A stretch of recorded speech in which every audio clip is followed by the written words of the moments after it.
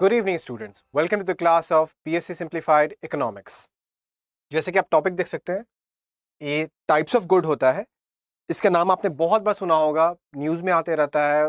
ऐसे भी आप कभी ना कभी इसको इंटरैक्ट करते रहते हैं, लेकिन हमको ठीक से पता होता नहीं एग्जैक्टली क्या है। और ख़ासकर इसके बाद वाला गुड को अगर हम ले लें तो वो और भी आपको हमें कंफ्यूज कर देता है कि फिर ये दोनों में अंतर क्या है, कि ये दोनों तो सेम ही है, फिर ये दोनों को अलग गुड क्यों कह रहे हैं। ठीक है, तो यही बहुत छोटा सा टॉपिक है, इसी को हम जानेंगे आज कि ये होता क्या है। बिकॉज कल को अगर एग्जामिनेशन में आ गया ये प्रिलिमिनरी में पार्ट, और तो इतना छोटा सा गलती अगर हमें भारी पड़ जाए तो ऐसा सिचुएशन ना आए। तो पहला तो आप फुल फॉर्म देख सकते हैं, फास्ट मूविंग कंज्यूमर गुड। तो दो तीन बात आपको यहाँ पे ध्यान देने वाला है, दो तीन आपको यहाँ पे, कि पहला ये कंज्यूमर गुड है, कैपिटल गुड नहीं है।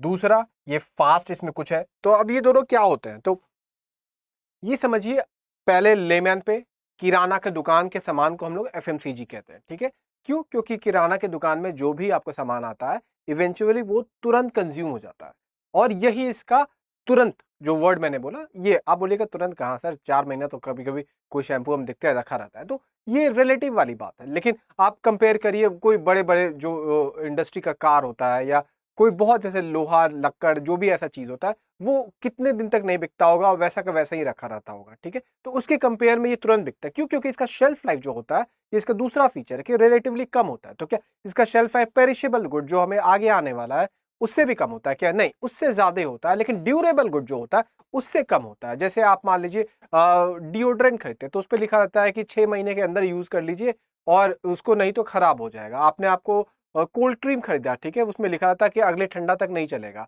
आपने शैम्पू खरीदा, उसमें लिखा हुआ है कि ज्यादा दिन के बाद यूज करिएगा तो ये रिएक्ट कर सकता है। तो आप शेल्फ लाइफ वाली बात समझ सकते हैं।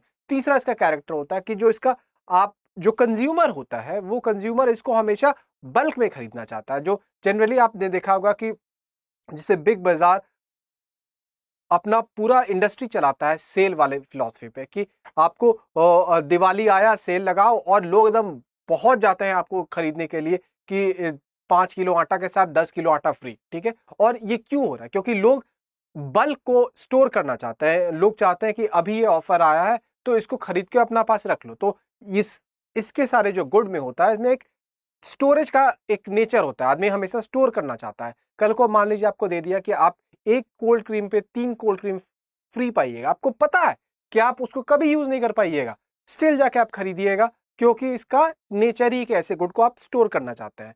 चौथा इसका फीचर कह सकते हैं कि जो इसका डिस्ट्रीब्यूशन चैनल होता है वो वेल ऑर्गेनाइज होता है। अगर आप देखिए टीवी पे जो एडवर्टीजमेंट होती है वो कहीं ना कहीं 70 से 80% इसी गुड की होती है। वो चाहे आपका डिओड्रेंट हो, चाहे आपका पाउडर हो, चाहे आपका सेरेलैक हो। आपको आइडिया लग गया होगा कि इवेंचुअली ये किराने की दुकान में जो भी मिलता है, अगरबत्ती जो मिलता है, वो ये होता है हमारा एफएमसीजी। तो फिर पेरिशेबल क्या होता है?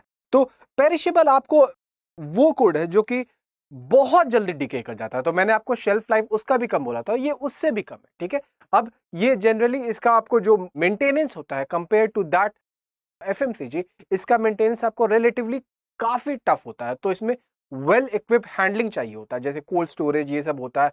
अगर नहीं है तो इसका जनरली जो डिस्ट्रीब्यूशन चैनल होता है वो लोकल होता है। जैसे आपको शैम्पू भले तमिलनाडु से आपको शायद आपको हिमाचल पहुंच जाए, लेकिन बहुत कम चांसेस है कि आपको तमिलनाडु का फल आपको हिमाचल पहुंचेगा, अनटिल अनलेस वही कोल्ड स्टोरेज वाली बात ना है, मतलब प्रॉपर हैंडलिंग ना हो रहा हो। ठीक है, तो इसमें जनरली देखा गया है कि इसकी ब्रांडिंग कम होती है। आपने जनरली टीवी पे एडवर्टाइजमेंट नहीं देखा होगा कि लाल रंग का प्याज है, ऐसा खाओ तो हो जाए वैसा। तो ये 3-4 इसके कैरेक्टर। तो ये दोनों में जो आपको अंतर मैंने आपको 3-4 बताया, ये इसका बेसिक फीचर ऑफ डिफरेंस होता है कि ये दोनों आपको ऑलमोस्ट है सिमिलर नेचर के, लेकिन इनमें लेवल और डिग्रीज का फर्क आ जाता है। ठीक है, तो आई होप ये बहुत छोटा सा क्लास था, आपको पसंद आया होगा, और जो बेसिक डिफरेंस है और जो एफएमसीजी वर्ड का बेसिक मतलब है, उस मतलब को आप समझ पाए होंगे। तो चलिए, सब मिलते हैं अगले क्लास में।